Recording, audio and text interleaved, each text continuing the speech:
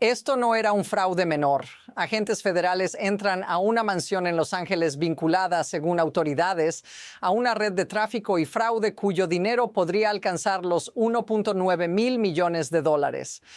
Al mismo tiempo, a más de 2,000 kilómetros, ICE arresta a más de 400 personas con antecedentes criminales en Minnesota en solo semanas dentro de una operación llamada Metro Surge.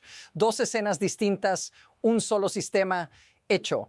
El Departamento de Seguridad Nacional dice que los arrestados tenían órdenes finales de deportación y condenas por delitos como violencia doméstica, fraude y abuso sexual. Hecho. Fiscales federales investigan esquemas de fraude a programas públicos que movieron cientos de millones destinados a niños y familias vulnerables. Inferencia. Cuando estas dos historias se cruzan, el problema deja de ser local.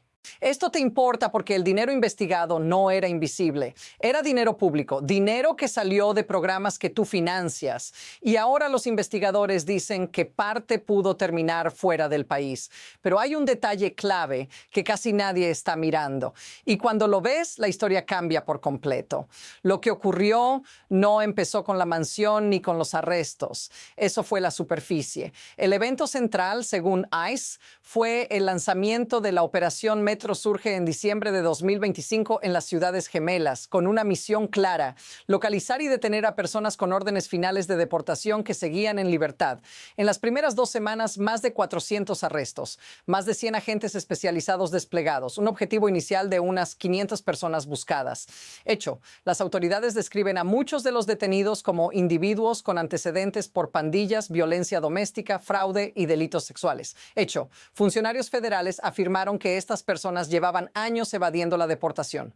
Pero aquí está el giro. Esto no se presenta como una redada aislada, sino como parte de un patrón más amplio que, según investigadores, conecta políticas locales, sistemas de bienestar y redes criminales organizadas. No es solo quién fue arrestado, es por qué seguían ahí. Ahora fíjate en lo que no se explicó al principio. ¿Cómo pudo crecer todo esto durante tanto tiempo sin ser detenido? La afirmación central es dura, pero está respaldada por los registros. La operación no estaba persiguiendo infracciones menores. Según ICE, muchos de los arrestados tenían historiales criminales extensos y órdenes finales de deportación ignoradas durante años. Un ejemplo concreto aparece en los documentos judiciales. Abdul Qadir Sharif Abdi, ciudadano somalí, identificado como exmiembro de los Gangster Disciples y vinculado también a la Vice Lord Nation. Su historial incluye condenas por fraude, recepción de propiedad robada y robo de vehículos. Aún así, seguía libre en Minneapolis. Otro caso citado es Sahal Osman Sheidane, condenado por conducta sexual criminal con una menor de entre 13 y 15 años. Cumplió su condena, fue liberado y no fue deportado. Permaneció en Minnesota. Los archivos muestran más nombres, más delitos, el mismo patrón. Hecho. ICE afirma que estos individuos estaban protegidos por políticas locales que limitaban la cooperación con autoridades federales.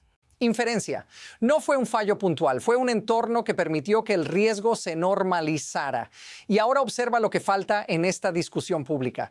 Nadie explica quién tomó la decisión de mirar hacia otro lado, ni durante cuánto tiempo. Aquí es donde la historia empieza a escalar. Lo que siguió no fue una corrección rápida, fue una escalada. A medida que avanzaba la operación Metro Surge, los agentes federales describen algo que no debería ser normal: personas con órdenes finales de deportación viviendo abiertamente durante una década o más. Un caso citado en los registros es el de Vanalot Kiomi. Vivía en Minneapolis desde 2009 con una orden final de deportación activa. Había sido condenado en Ohio por 2 cargos de agresión y sentenciado a 7 años de prisión. Cumplió su condena. No fue deportado, regresó a comunidades estadounidenses durante 16 años más. Hecho, los documentos indican que múltiples personas con antecedentes violentos fueron liberadas tras cumplir condenas estatales sin ser entregadas a autoridades federales. Inferencia, el sistema dejó de tratar estas órdenes como urgentes y empezó a tratarlas como opcionales. Esto es donde la historia se vuelve incómoda, porque cuando una excepción se repite durante años, deja de ser una excepción, se convierte en práctica. Y cuando esa práctica se extiende, lo anormal se vuelve rutina. Aquí es donde el patrón deja de ser criminal y empieza a ser estructural. Entonces aparece la segunda capa, y es más inquietante que la primera, porque la operación no solo destapa personas con antecedentes violentos, destapa dinero, mucho dinero. Hecho, investigadores federales dicen que Minnesota se convirtió en el epicentro de uno de los mayores esquemas de fraude a programas sociales en la historia del país, con estimaciones que se acercan a los $1,000 millones en fondos públicos robados. Uno de los casos citados es el esquema Feeding Our Future, donde más de $300 millones destinados a alimentar a niños terminaron, según las acusaciones, en manos de conspiradores. Hasta finales de 2025, 78 personas habían sido acusadas y 57 ya condenadas. Pero aquí está la contradicción que lo cambia todo. Mientras funcionarios locales hablaban de protección comunitaria, fiscales federales investigaban si parte de ese dinero robado terminó fuera del país. Hecho, fuentes federales afirman que millones podrían haber llegado a Al-Shabaab, un grupo terrorista vinculado a Al-Qaeda que opera en Somalia. No es una acusación menor, no es retórica política, es una línea de investigación activa. Observa el choque, programas creados para ayudar a niños y dinero que, según los investigadores, pudo alimentar algo completamente distinto. Después de este punto, ya no puedes ver el caso como antes. A partir de ahí, todo se acelera. No hay una sola investigación. Hay varias ocurriendo al mismo tiempo. Hecho, además del fraude de Feeding Our Future, autoridades federales identificaron otros programas bajo sospecha. El programa de servicios de estabilización de vivienda en Minnesota pagó $32 millones en apenas 4 años y medio, cuando originalmente estaba presupuestado para 12 millones. Pagos detenidos a 77 proveedores por alegaciones creíbles de fraude. El programa se cerró en agosto de 2025, después de que el dinero ya había salido. Luego aparece otro caso. En diciembre de 2025, agentes federales allanaron Ultimate Home Health Services en Bloomington. Hecho, la empresa facturó alrededor de $1.1 millones por servicios de autismo, mientras, según investigadores, hacía poco o nada por los niños inscritos.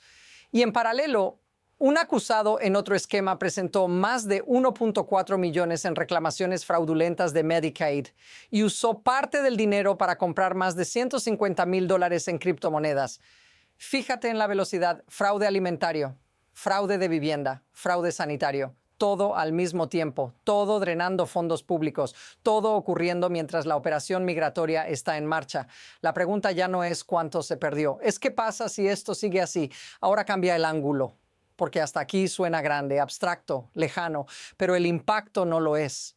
Esto te toca a ti de forma directa. Hecho, el dinero investigado estaba destinado a alimentar niños, a servicios de salud, a programas de vivienda. No eran fondos extra, eran recursos limitados. Cada dólar desviado es un servicio que no llegó, una comida que no se sirvió, una familia que no recibió ayuda. Y mientras eso ocurría, según las autoridades, personas con antecedentes violentos seguían viviendo en las mismas comunidades sin ser removidas. Inferencia: el costo no es solo financiero, es cotidiano. Es la sensación de que las reglas no se aplican igual, que el sistema funciona para algunos y se rompe para otros. Y aquí hay un detalle silencioso pero poderoso.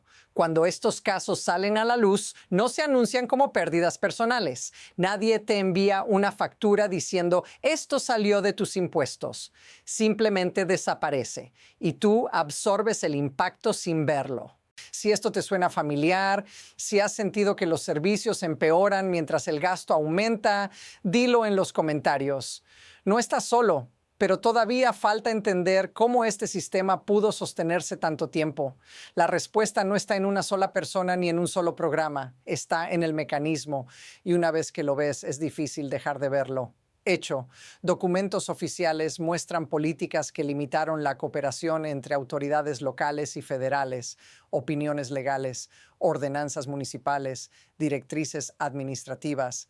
Cada una por separado parece técnica, justificada, neutral, pero juntas crean algo distinto, un sistema donde la responsabilidad se diluye y el riesgo se desplaza. Nadie firma diciendo protejan criminales, simplemente se construye un entorno donde actuar tiene costo legal, político o mediático. Aquí está la parte incómoda. El sistema no se rompe por accidente. Funciona exactamente como fue diseñado para funcionar bajo ciertos incentivos. Menos confrontación, menos titulares negativos, menos conflictos inmediatos. El problema es lo que se acumula debajo. Inferencia. Cuando la prioridad es evitar el ruido a corto plazo, el costo aparece más tarde, amplificado. Y ahora fíjate en el patrón. El fraude crece donde hay dinero rápido y controles lentos.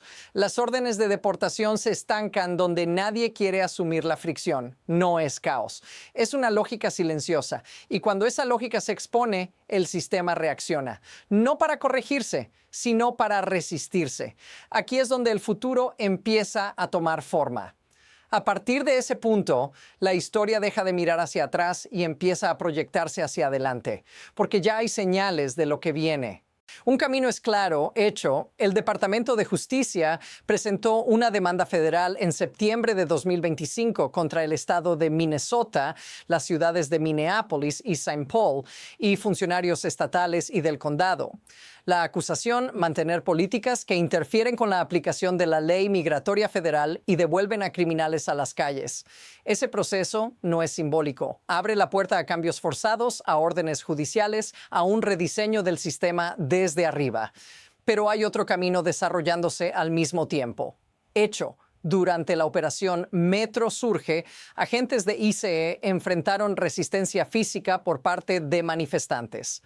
Audio del sheriff del condado de Hennepin captura a un supervisor pidiendo refuerzos mientras describe entre 60 y 70 personas, interfiriendo con un arresto. ICE reportó un aumento aproximado del 1.153% en agresiones contra sus agentes, 11 veces más que antes. Dos trayectorias, una institucional, lenta, legal, otra en la calle, inmediata, emocional, ninguna está resuelta.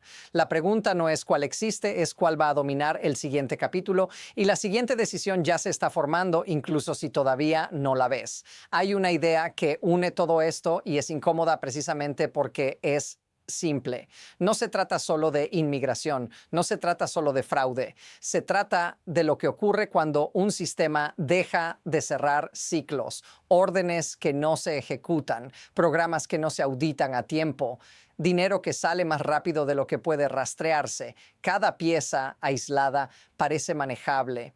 Juntas crean algo que nadie votó explícitamente, pero que igual termina gobernando.